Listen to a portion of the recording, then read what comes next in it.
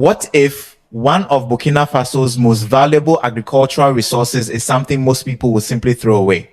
In Ouagadougou, millions of pounds of organic material are entering a production system with a very different destination. According to reporting from the facility, roughly 14,000 metric tons of organic material, about 30.9 million pounds, can be processed in a year with roughly 10,000 metric tons, or about 22 million pounds, emerging as organic fertilizer. That fertilizer can return to the soil, support farmers, and become part of a much larger question now facing Burkina Faso. Can a country truly control its food supply if it cannot control enough of the things required to produce that food? At the center of this story is AROM-H, an organic fertilizer and biopesticide producer operating in Ouagadougou. The company existed long before Captain Ibrahim Traore came to power, so this is not a factory created by his government. That distinction matters. What has changed is the national environment surrounding businesses like this one. Under Ibrahim Traore, food sovereignty has become a major national priority. His government has invested in agricultural equipment, seeds, fertilizer, irrigation, and domestic production, while publicly arguing that Burkina Faso must build more of the agricultural inputs it needs at home. That makes AROM-H worth watching. Not because one factory can suddenly make Burkina Faso independent of imported fertilizer. It cannot. And not because organic fertilizer can simply replace every pound of mineral fertilizer farmers currently use. It cannot do that either. The importance lies in the direction of travel. Waste that once had limited economic value can become fertilizer. Fertilizer can help rebuild agricultural soil. Healthier soil can strengthen production. Local production can create jobs and give farmers another source of agricultural inputs. Waste becomes fertilizer. Fertilizer returns to the soil. The soil produces food. And somewhere along that chain, dependence can begin to shrink. If you follow this channel because you want to understand the changes taking place across Africa beyond political headlines, stay with us, because the story of these 30.9 million pounds of organic material leads directly to a much bigger question about who controls the foundations of Africa's food supply. To understand why this matters, look more closely at what is happening inside AROM-H. The company has operated in Ouagadougou since around 2014. Its fertilizer production uses suitable organic materials, including crop residues and material of animal origin, together with natural mineral inputs such as phosphate and dolomite. These materials are processed rather than simply dumped onto farmland. That distinction is important because organic waste must be properly handled before it can safely become part of agricultural production. One remarkable example came in April 2025. Burkina Faso authorities had more than 1,040 metric tons of spoiled rice that had been declared unfit for human consumption. That is approximately 2.29 million pounds of rice. Normally, most people would see only a disposal problem. Burkina Faso saw another possibility. The spoiled rice was transferred through the agricultural authorities to AROM-H so that it could be transformed into organic fertilizer. Food that could no longer safely feed people was therefore given another potential purpose. Instead of ending its life as useless waste, it could be processed and eventually return nutrients and organic material to agricultural land. Think about that cycle for a moment. The rice could no longer go onto a family's dinner table, but after appropriate processing, the material could help nourish soil that produces another crop in the future. That is the practical meaning of turning waste into agricultural value. It does not mean that every spoiled product or every form of garbage can become fertilizer. Some waste can contain contaminants or other substances that should never reach farmland. Proper testing, treatment, and standards remain essential. But the 2.29 million pounds of spoiled rice demonstrates something larger. Burkina Faso already possesses resources that can be recovered instead of discarded. And AROM-H itself is no longer operating only at a tiny experimental scale. Earlier reporting placed its annual production capacity at roughly 24 million pounds of fertilizer. By early 2026, company leadership said capacity had reached roughly 30.9 million pounds per year. Those numbers still represent only one factory. But once waste becomes a usable agricultural input, another question emerges. How much dependence could Burkina Faso eventually reduce if this idea were expanded across an entire domestic industry? Now, we reach the number that puts AROM-H into perspective. In 2024, Burkina Faso imported approximately $87.29 million worth of fertilizer. That is the larger economic reality behind this story. The country may grow food on Burkinabe soil, with Burkinabe farmers doing the work, but an important share of the inputs supporting those harvests still comes through supply chains beyond its borders. Some individual fertilizer categories alone involve tens of thousands of metric tons of imports. That means AROM-H, even with annual production measured in tens of millions of pounds, cannot simply replace the country's imported fertilizer supply. There is another reason the comparison must be handled carefully. A pound of organic fertilizer is not equivalent to a pound of mineral fertilizer. Their nutrient concentrations are different. Farmers may apply them in different quantities, and they can serve different purposes. Organic material can help improve the condition of the soil, while mineral fertilizer can deliver concentrated nutrients needed by crops.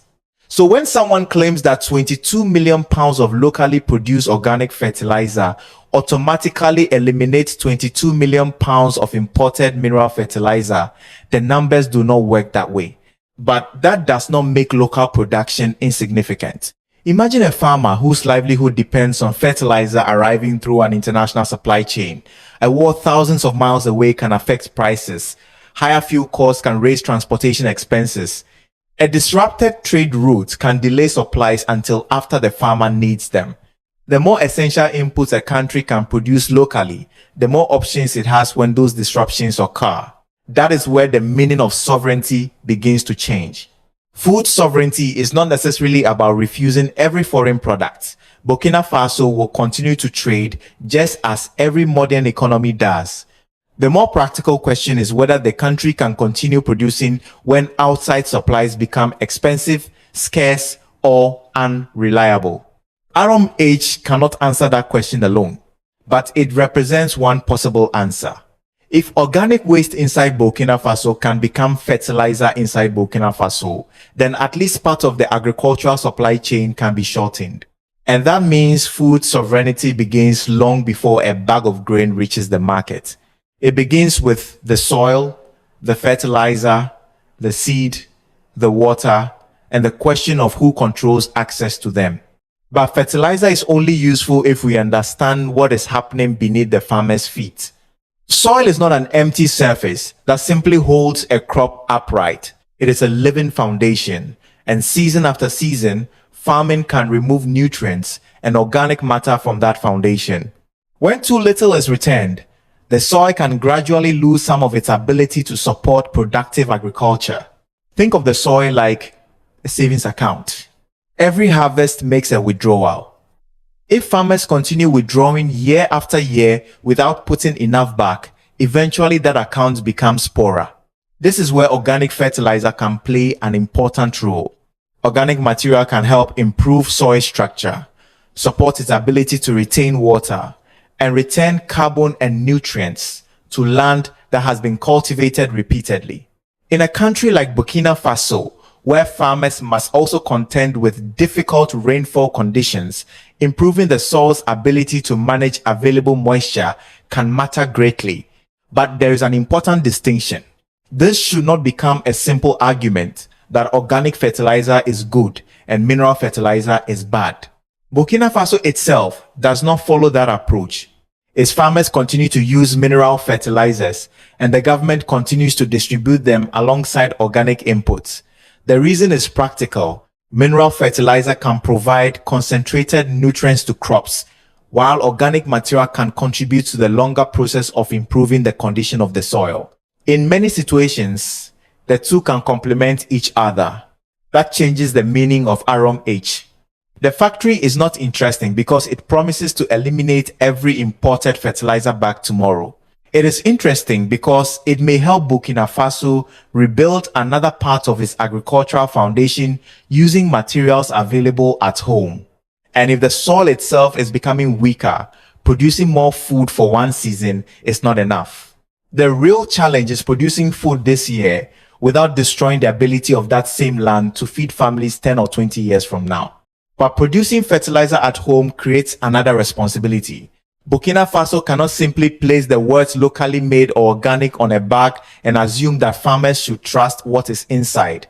If domestic production is going to become part of food sovereignty, quality has to matter just as much as quantity. That is why standardization is so important. By late 2025, Burkina Faso had established a national reference framework for biological agricultural inputs. The purpose is practical. Organic fertilizers need measurable standards covering their composition, the materials used to produce them, labeling, packaging, and potentially dangerous contaminants such as heavy metals. For an older farmer spending hard-earned money before planting season, these rules are not bureaucracy for its own sake. They help answer a simple question: what exactly am I putting into my soil? AROM-H is among the domestic producers identified within this developing biological input sector, but being locally produced should never place a company beyond scrutiny. The factory itself provides a useful example. Residents living near the facility have complained about odors associated with its operations. AROM-H has acknowledged the issue and discussed using methane-producing treatment technology that could help control odors while potentially recovering energy from organic material. That matters because turning waste into fertilizer does not automatically make an industrial process environmentally harmless.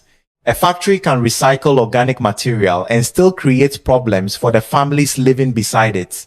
Those problems must be addressed rather than hidden behind the language of sovereignty. This is where Burkina Faso faces a deeper test. Made in Burkina must eventually mean more than made inside the country's borders.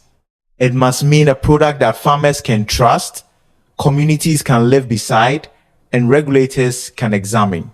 Because sovereignty without standards can simply replace one vulnerability with another. If Burkina Faso wants its domestic fertilizer industry to grow, the strongest foundation will not be patriotism alone.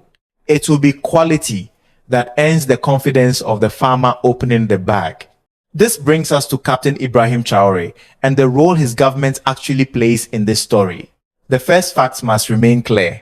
Ibrahim Traore did not create AROM-H. The company was operating years before he came to power. Giving him credit for building the factory would distort the history.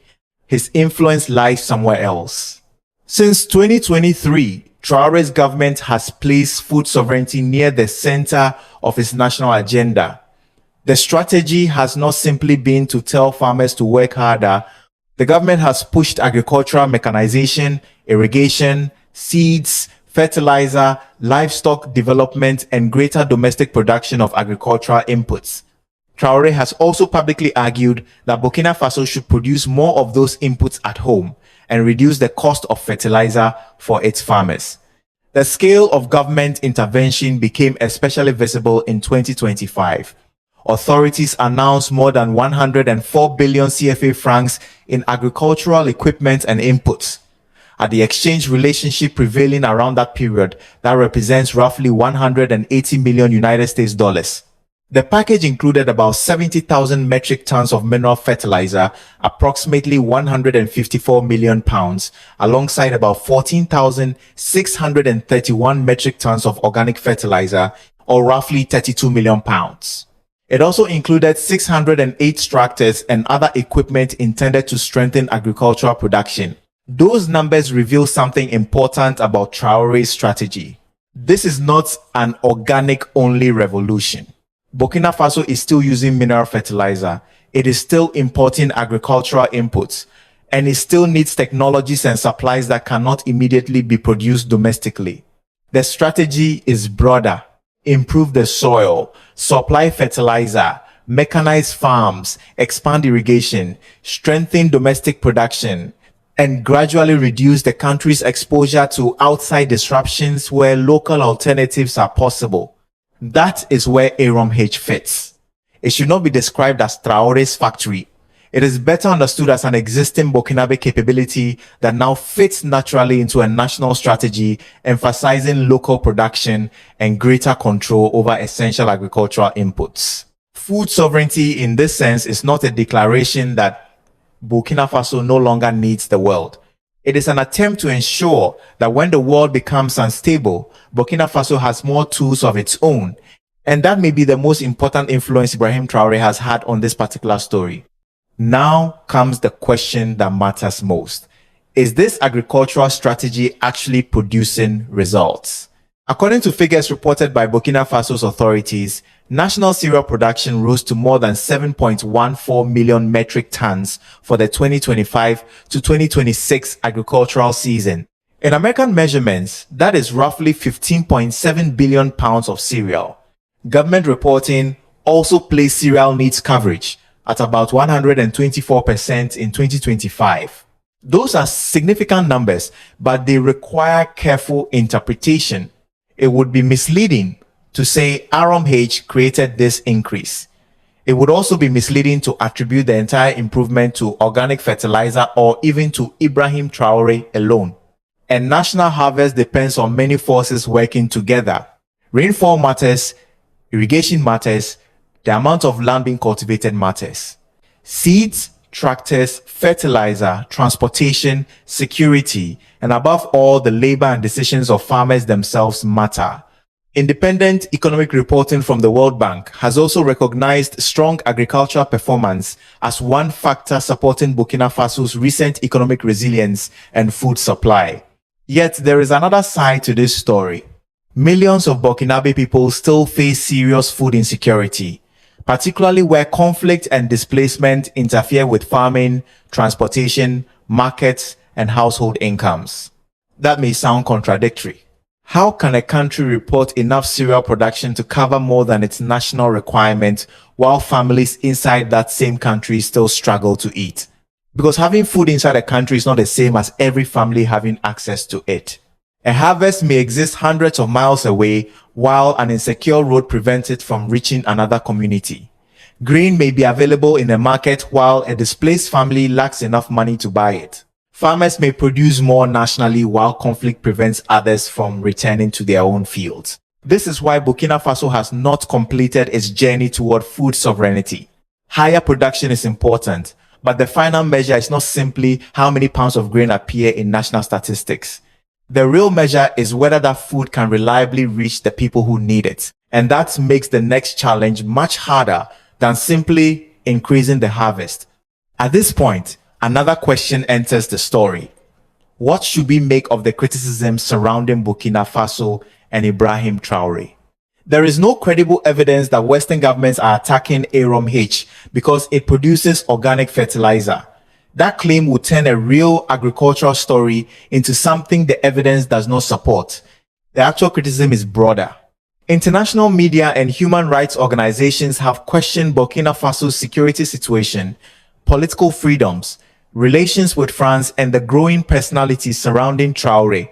Critics also argue that his enormous popularity on social media can sometimes make it difficult to separate measurable achievements from political symbolism. That concern deserves to be taken seriously. False and exaggerated stories about Traore have circulated online. Some videos presented as authentic speeches have been identified as artificial intelligence-generated material. Supporting African sovereignty should never require accepting claims simply because they sound inspiring. But the opposite mistake is just as dangerous. Fake achievements do not make real achievements fake. The World Bank, hardly an institution controlled by Traore's government, has acknowledged strong agricultural performance as one contributor to Burkina Faso's recent economic resilience. Real factories exist. Real agricultural equipment has been distributed. Real domestic fertilizer is being produced. And real efforts are underway to establish national quality standards. None of this proves that Burkina Faso has solved its problems. It has not. The country still faces insecurity, displacement, poverty, and dependence on imported agricultural inputs. That is precisely why the evidence matters. Burkina Faso does not need imaginary victories to make this story interesting. The real numbers already give us enough to examine. The fairest question is therefore neither whether Traore deserves unquestioning praise, nor whether every initiative should be dismissed. The question is whether these investments are building institutions and productive capacity that can survive political personalities and continue serving farmers for decades. And this brings us back to AROM-H itself. It is important, but it is still only one piece of a much larger system. The facility at Camboinsin covers roughly 17,000 square meters, which is about 183,000 square feet, or approximately 4.2 acres. Sources from different periods report dozens of local employees, with women representing a significant share of the workforce in one earlier report. That means the value created here does not end with fertilizer. Organic material enters the facility, a marketable agricultural product comes out, local workers earn income, farmers gain another source of fertilizer, and some economic value that might otherwise leave Burkina Faso remains inside the country. The social dimension goes further. During its open house activities in 2025, AROM-H donated about 2 metric tons of food to internally displaced people. That is roughly 4,400 pounds of food for families whose lives have been disrupted by insecurity. These are meaningful contributions, but we should not confuse a meaningful contribution with a complete solution. A fertilizer factory near Ouagadougou still has to reach farmers living far away. Organic fertilizer is heavy, and transportation can become expensive. Producers must maintain consistent quality. Farmers must be able to afford the final products. Roads must remain usable and secure. Raw materials must be collected reliably, and production has to expand without creating unacceptable problems for surrounding communities. Then there is scale. Even tens of millions of pounds of fertilizer from one facility remain modest when measured against the needs of an entire agricultural economy. So, AROM-H should not be presented as the factory that has delivered food sovereignty to Burkina Faso. A better description is simpler. It is one brick in the foundation. One factory cannot create food sovereignty, but food sovereignty cannot be built without developing factories, trained workers, reliable standards, transportation networks, healthy soil, and domestic supply chains. The real test is whether Burkina Faso can connect these individual bricks into a system strong enough to last. And that is where this story stops being only about Burkina Faso and begins offering lessons for the rest of Africa. So what should the rest of Africa learn from this story? Not that every country should copy Burkina Faso, and certainly not that every African government should copy Captain Ibrahim Traore. The more useful lesson is to copy the questions Burkina Faso is now being forced to answer. What essential agricultural inputs are we importing that we could gradually produce at home? What crop residues, animal materials, food waste, and other local resources are being discarded when they could become productive assets? And if an international crisis interrupted supplies tomorrow, how long could our farmers continue producing? That is where the story of roughly 30.9 million pounds of organic material becomes much larger than AROM-H. Food sovereignty begins before the harvest. It begins with soil, water, seeds, fertilizer, machinery, knowledge, standards, transportation, and the ability of farmers to obtain these things when they need them. Local production must also mean quality. Made in Africa cannot survive as a patriotic slogan alone. It must become a promise that an African farmer can open a locally produced bag and trust what is inside. And sovereignty should not mean isolation. Burkina Faso, Mali, Niger, and the wider Sahel will still trade with the outside world. They will still need technology, investment, knowledge, and international partners. The real question is whether those relationships leave African countries with choices or with dependencies they cannot escape. That question reaches beyond Ibrahim Traore. It reaches Assimi Goïta in Mali, Abdourahmane Tiani in Niger, the African Union, and governments throughout West Africa. It also reaches relationships with France and other foreign powers. Genuine independence is not measured simply by replacing one international partner with another. It is measured by how much productive capacity Africans build and control themselves.